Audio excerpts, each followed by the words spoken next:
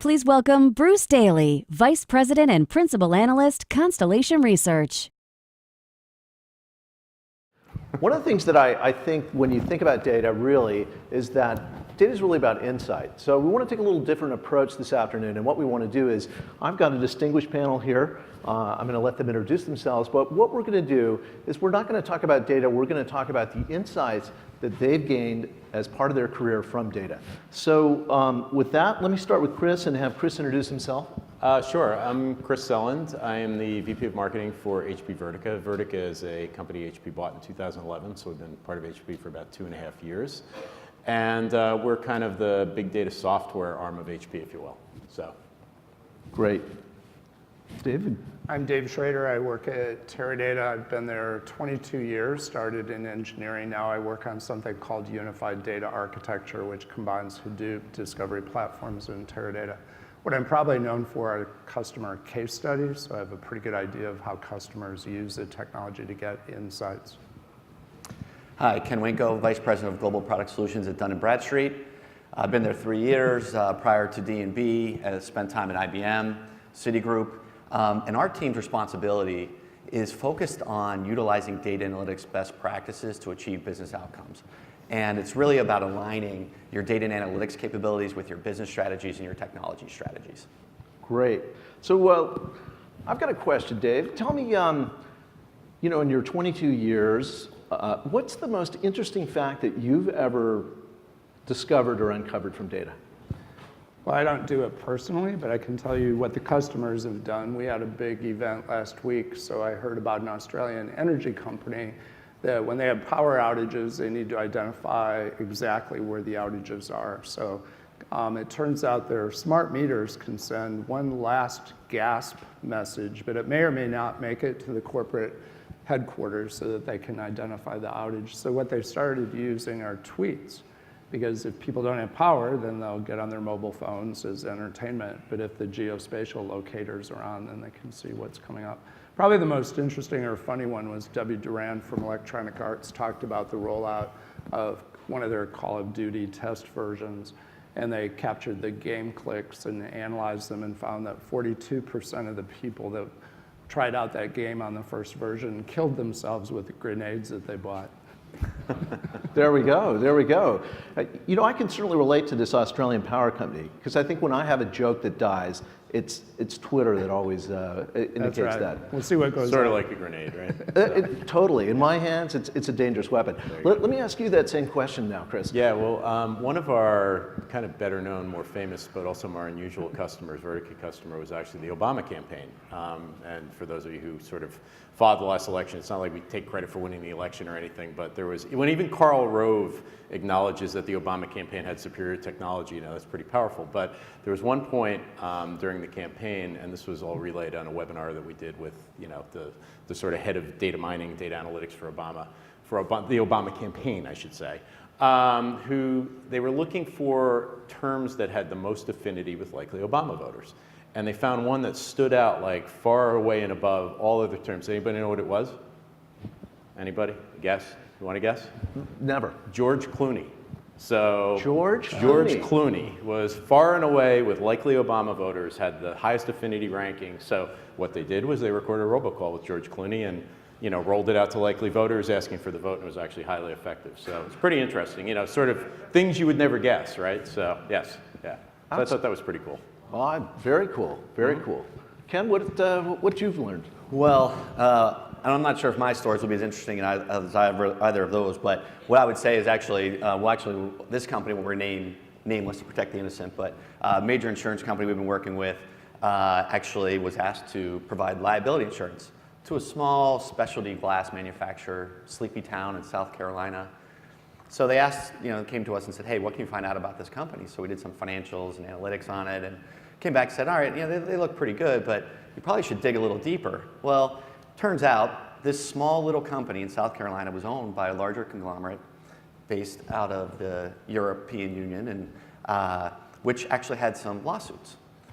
So going through that, and actually found out through ownership stakes that they actually had a 48% interest from a bigger conglomerate than that had a $300 million lawsuit.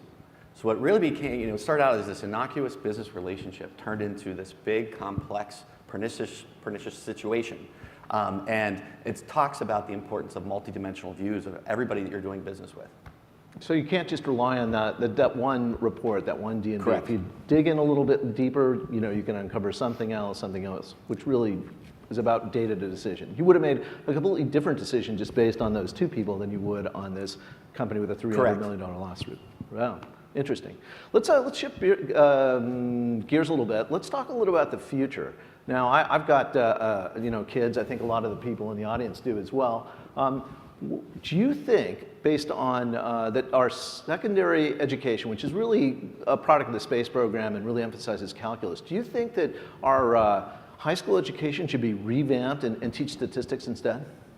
Instead of calculus, anything? Or what's your feeling? If you can advise someone, I think statistics is an important subject, and yes, I think it's something that should be rolled out. Now, it tends to be one of these subjects that some people like. I actually remember when I was a student, I loved statistics, but that made me kind of weird in school because most people did not. But I think it is something that at least having a baseline understanding of statistics is important to become conversant. So I think it should be part of the curriculum. I don't necessarily want to go and say it should be ahead of anything else, but I think, yeah, it should be at least basic statistics should be kind of required coursework going forward. So yes.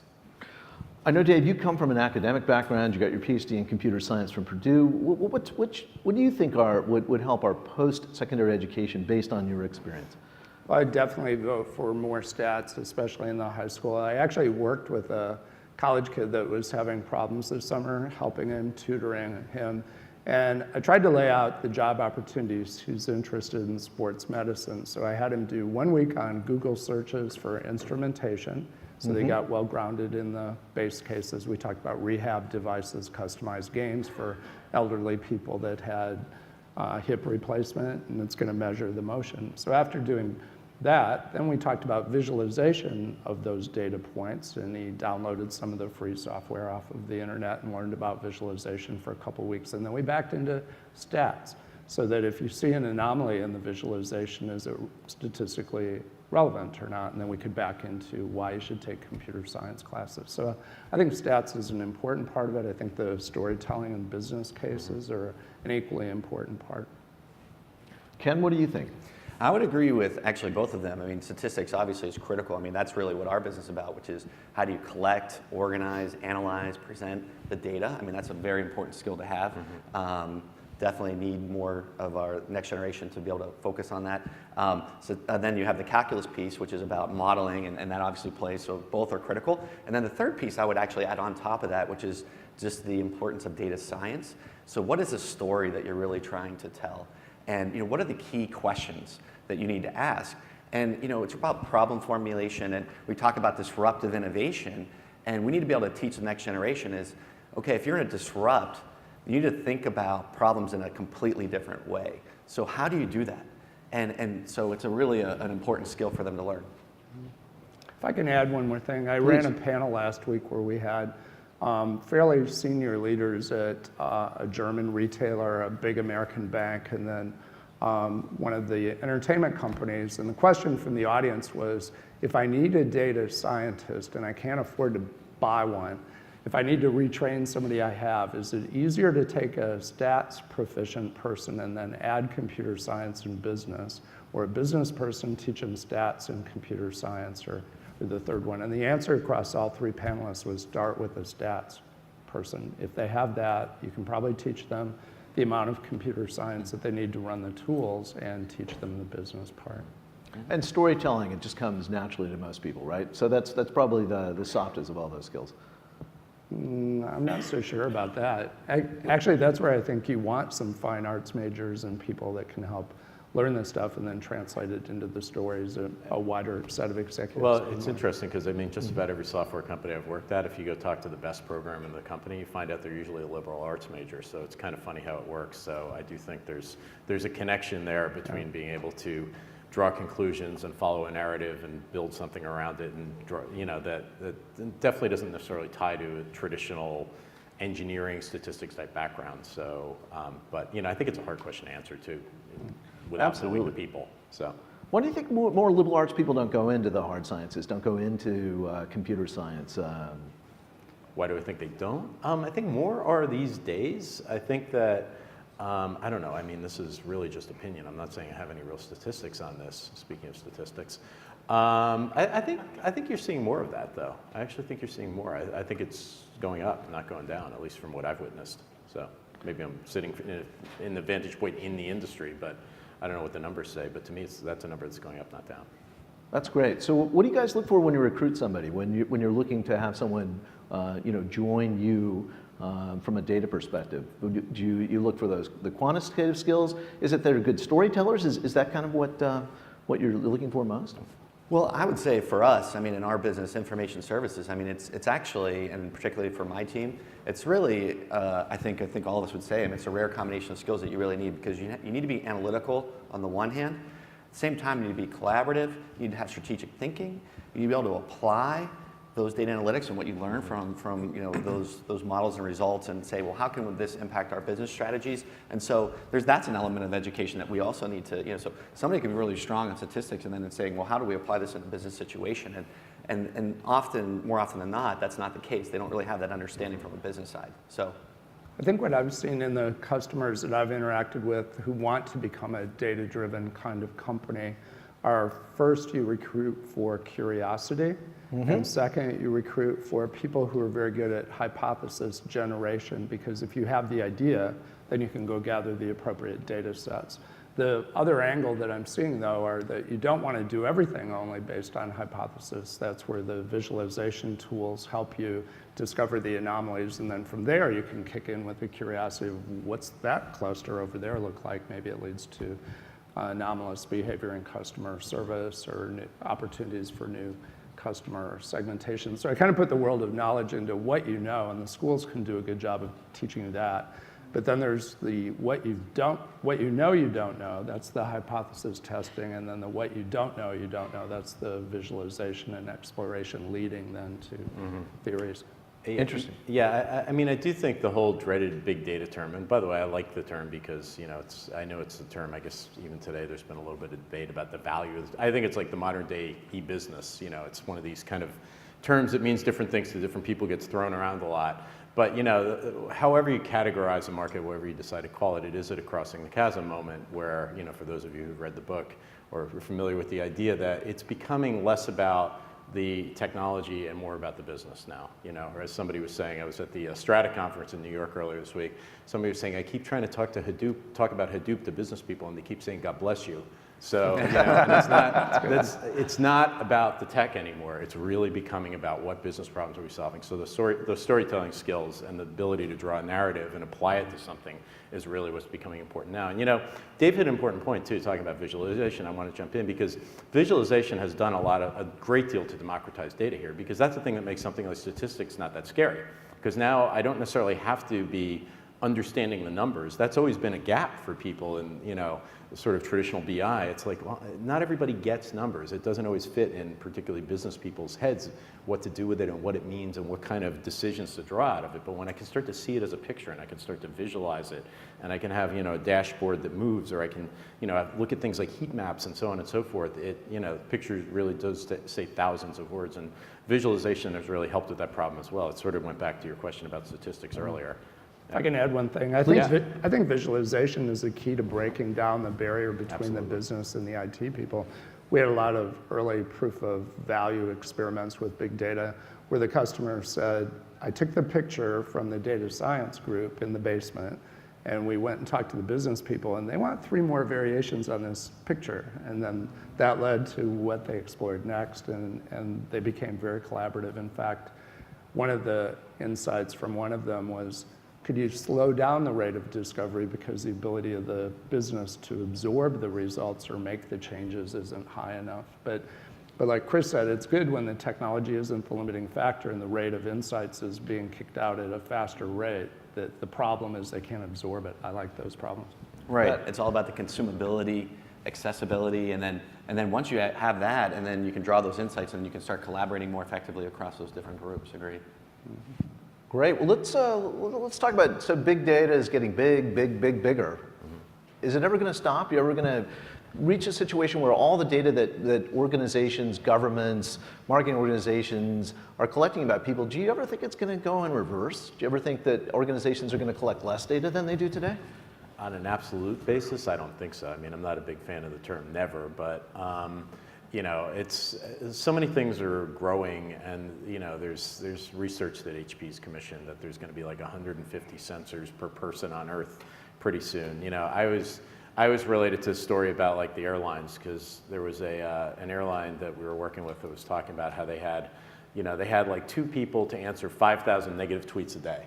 And they were considering that big data. And then they started to realize that, you know, and this is a McKinsey number, that a jet engine on a plane gives off a terabyte of data an hour, right? And so they're also starting to recognize that, wait, there's a correlation. So that data, which by the way, any flight I'm on, I want that data to be really boring data, right? But if I'm doing a better job of predictive maintenance using the sensor data, then I can actually do a better job of customer service, and my flights are more likely to be on time, so I'm not going to get as many nasty tweets. So I'm spending all my time trying to answer tweets as opposed to, you know, sort of focusing on the core problem. And anyway, my point of all of that is just that, you know, everything is throwing off data right now. And, you know, you look at, like Dave and I were talking about telecommunications and call data records, and people always think about the things, the calls they're making and the tweets they're sending from their phones. If you had any idea of the amount of data that transpires from the phone and the network just to do things like manage the network, quality of service and all those things. So I just, you know, I don't see it going in an absolute negative direction at any point in time. I do think we're kind of at the point in the curve now where things are really ramping up, and maybe there will be an absolute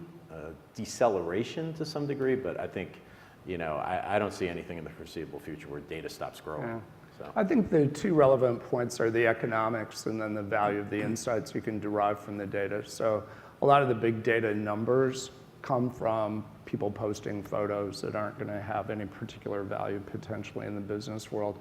Question is, how many of those bits, once analyzed with the appropriate technology, so sentiment scores on tweets. It's not about the tweets, it's what are they saying, and is it good or bad, and what action can you take afterwards. The density of a lot of what people call big data is actually quite low. So you can capture a lot of data economically, but then you need to get it back, bubble down to what are the actionable piece parts. So it's about economics and then the inside quality. So would you think it could actually be an economic barrier to big data getting bigger, that eventually it just doesn't, you know, the data, the terabytes of data from the engine really aren't, from the engine, jet engine, I'm good with that. From my toaster, I'm not quite so sure.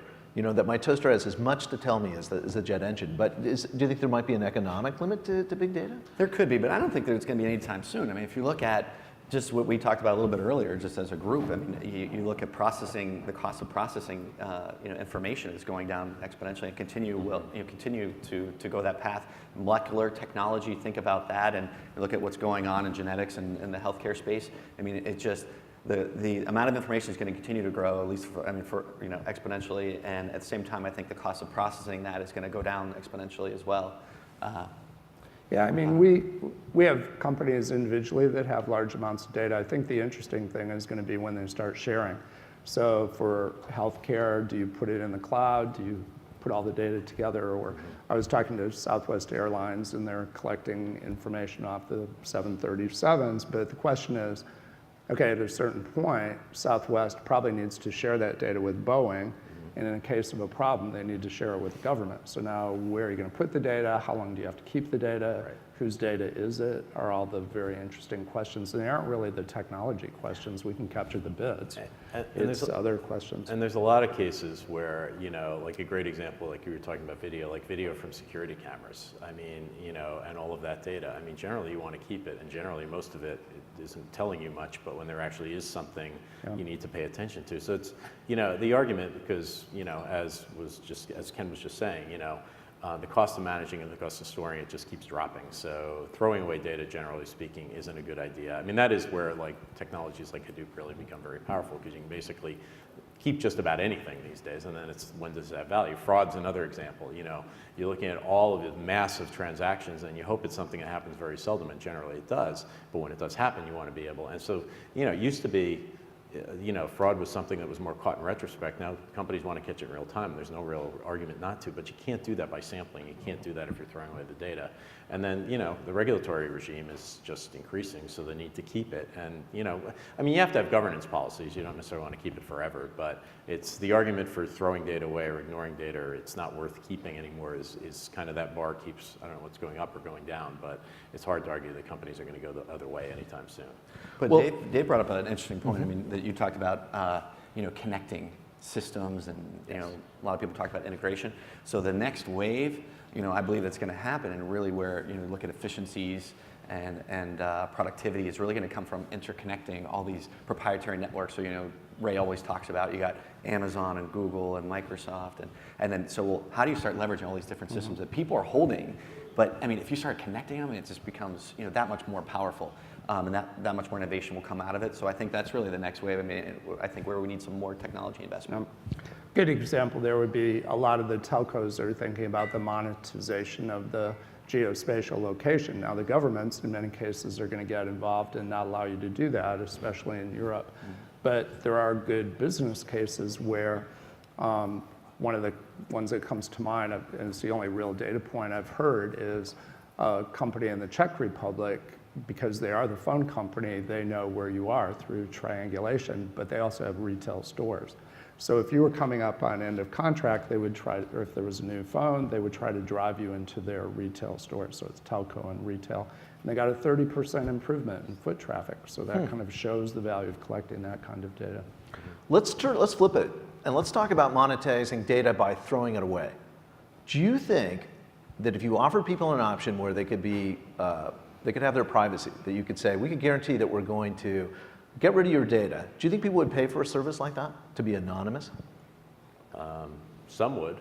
So we were talking about the guys in Colorado, right, who only pay cash and don't have credit cards, but Hide in the mountains. we were having a discussion about that earlier. I think most people wouldn't. I mean, it was back, I talked about e-business, I remember, because I used to be an analyst back in the late 90s, and you'd ask people surveys like, would you ever put your social security number online? And 90% would say no. And they would say, if you got free shipping, would you put your social security number online? And it flipped around the other direction. So I think, people need to see the value of what's in it for them. I think generally speaking, people aren't all that concerned. Now, they're not that concerned until something happens.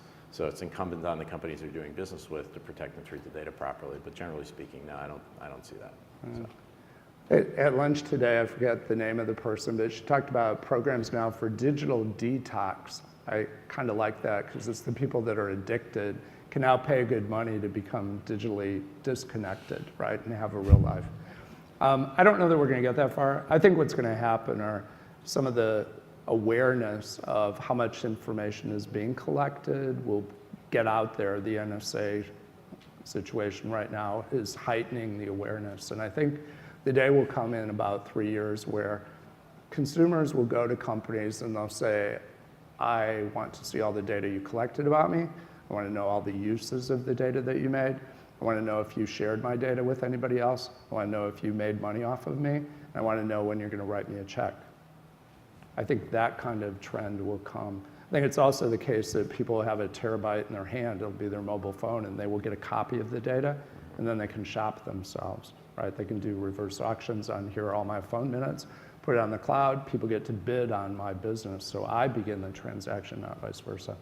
So it kind of feeds on itself. So I have my customer record. Now I have my record about who accessed it, and I have my record about what they paid for it, and then it just sort of continues to explode exponentially, it sounds like. And I have my lawyer.